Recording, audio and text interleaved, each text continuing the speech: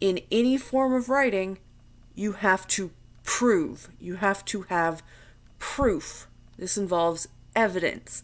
This is why you are, in fact, pulling secondary sources. So, very rarely for .coms. .edu's significantly more reliable. I highly suggest for any and all students to actually go pick up a physical book. I guarantee you, you're going to see a wealth of information that would have taken you hours, if not days, to sift through online to find this wealth of information in one column. Now, the one thing I do want to warn you against: Wikipedia. I'm obviously going to have to cite and thus link Wikipedia here. However, if you want to actually look at Wikipedia and try to utilize them as a scholarly source, there are some articles on there that have been proven and have been peer-reviewed. However, this is also an open forum. I can go on there and create an entire page about T-Rexes having lived on the moon first. Does that mean it's right? No. Does that mean that my information's accurate? No. Does that mean that my information's actually biased if I choose to use it? Yeah. Because I messed up and didn't vet my sources. When scholars, when academics are vetted, or when some external force is vetting them and they feel offended, there shouldn't be any reason to feel offended. All it means is someone is actually double checking your work. Okay, cool. You did it right the first time, nothing to be worried about. However,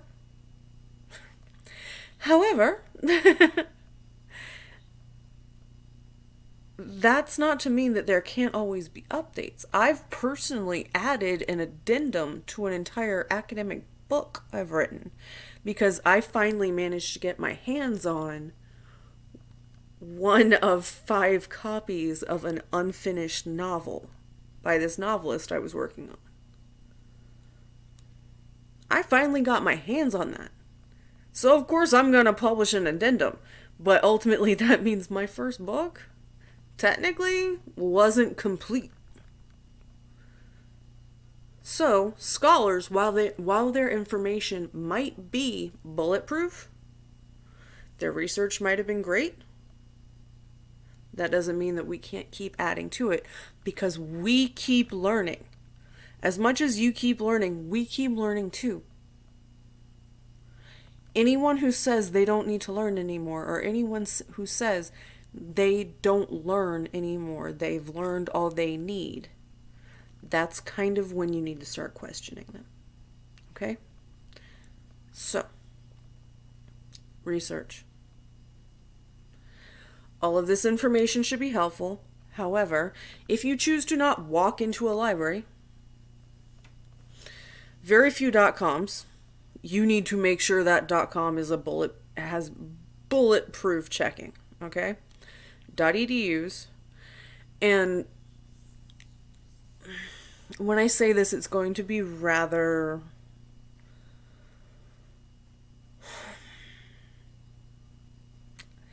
I hate this word, but it's going to be controversial. And I hate it. I only hate the word controversial in this context because it shouldn't be. But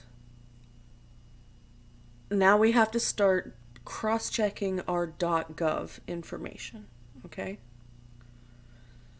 So you can utilize .gov if you're going to write something based off of like how this specific governmental infrastructure works.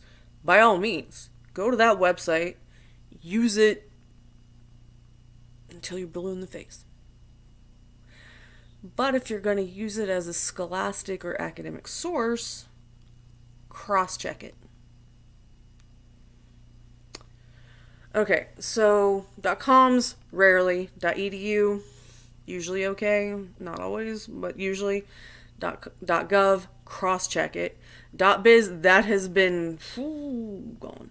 When it's not actually gone, but it's not really considered reliable anymore.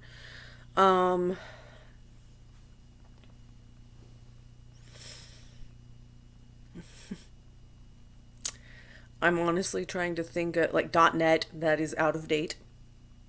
Always check the date. There should be, if you scroll all the way to the bottom of the main page, there should always be an updated date.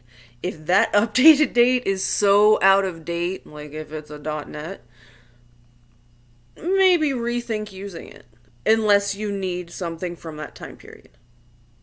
That secondary source from that time period, and you find a .net with the perfect date, go ahead and use it. It's better than using the Wayback Machine. But the other element is make sure that when you look at other countries' versions of like .com, you'll have .co. Okay? Or instead of just .gov, you could have other countries where it's like .gov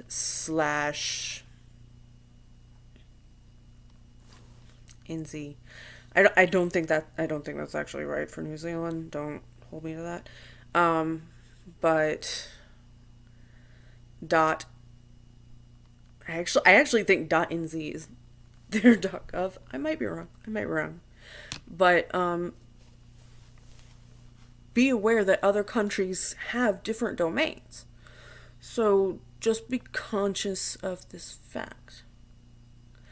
Now, the other thing I want you to do when you're working with these resources, make sure it always ties back to your primary source, your very first source, the book you're reading, the painting you are analyzing, all of that stuff. Make sure it ties back. Make sure you can keep tying it back.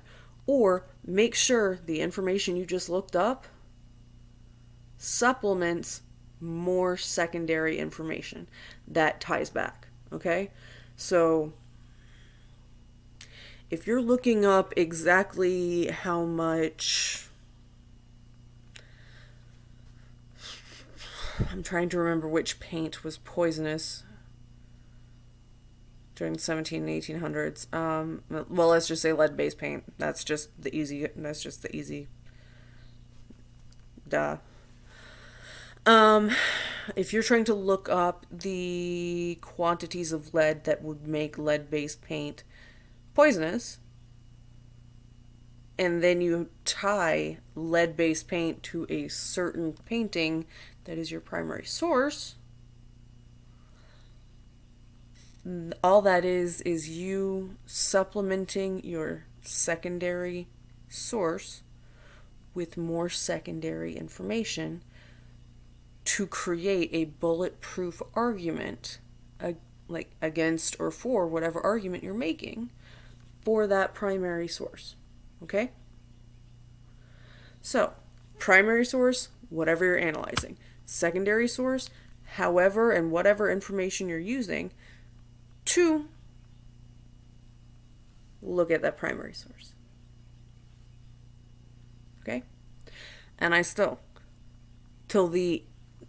and honestly, I could have done my entire schooling without walking into a library. I am still someone who will look you dead in your eye and go, walk into a library. I've had to go into museums and write down what I've seen on ancient scrolls that there was not a copy that existed in order to get the information I needed. Go in a library. Good luck.